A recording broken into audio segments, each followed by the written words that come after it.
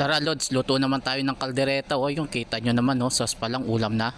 Tulad ng dati, iprito na muna natin itong mga gulay tulad nitong carrots at saka kamote. Medyo mahal kasi yung per kilo ng patatas ngayon, kaya itong kamote na lang yung ginamit natin, pero masarap din yan sa kaldereta. Luto na ang kamote at carrots, pwede nang hanguin. Sa mga hindi lang nakakaalam, mas okay ang kamote kumpara sa patatas, mas malasa kasi siya.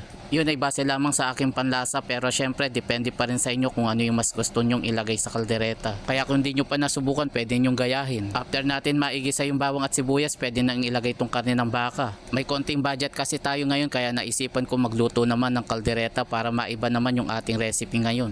Isang kotsa muna natin to hanggang sa mag-iba yung texture o kulay ng ating karne. May konti pang pulay, continue lang natin yung pagluto. Konti lang naman yung rekadong ilalagay ko dito, pero siguradong magugustuhan din ninyo. Bawi na lang tayo kapag may okasyon, doon na lang tayo magkumpleto ng rekado. Timplahan natin ng paminta at soy sauce, bali tansyahan na lang yung ginawa ko at wala tayong eksaktong sukat.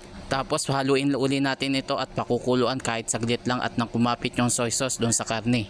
Baka umabot ka na dito sa bahagi ng aking video at nagustuhan mo yung ating recipe ngayon, paki-like and share mo naman. Kapag okay na, ilagay na ang tomato paste.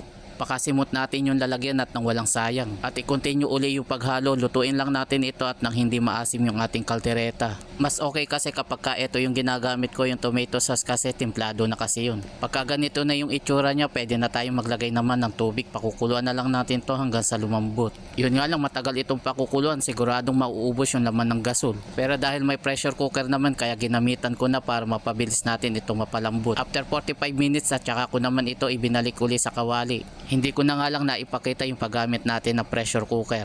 Nilagay ko na yung bell pepper at saka yung isang kutsarang liver spread. Napadami yung lagay ng tubig, pero pahuhupain pa natin yan. At kung sakaling umabot ka na rin dito sa bahagi ng aking video, paki-comment mo naman kung tagasan ka para malaman ko kung saan lugar ako napapanood. At nang makapagpasalamat na rin ako sa inyo. Nakalimutan kong bumili ng sili, maganda sana kung meron, masarap pa naman yung maparas. Lagay na rin to pinritong kamote at carrots. Shoutout nga pala sa ating mga bagong followers, ganun din sa mga nakapollow sa atin, maraming salamat po sa inyo. Tapos maglalagay tayo ng butter, ito yung magpapasarap sa ating kaldereta, pero kung wala kayo ng ganito, pwede na yung margarine. Continuous tayo sa paghalo at pakukuluan pa natin ito. Kapag konti na lang yung sabaw niya, maglagay na tayo ng MSG. At saka tayo maglagay ng pampalasa na patis yung ginamit natin. Haluin lang saglit at saka natin ito tikman kung tama na ba yung lasa niya. Tama lang yung timpla niya mga lods. After ng ilang minuto, heto na, ganito na yung itsura niya, yung malapot na yung pagkaluto. Heto yung malakas sa kanin kapag ganito yung itsura. Kita nyo naman, sauce pa lang talagang ulam na. After nga ng ilang minuto, heto na at luto na yung ating kaldereta. Magsali na muna tayo sa ating lalagyan at syempre dito na tayo sa exciting part, yung tikman natin yung ating niluto. Itsura pa lang nakakagutom na, paano mga lods, mga tamo pa mo. Alang halong biro, manya-manya pa nga luto, lalo na kapag may rimlayan eh.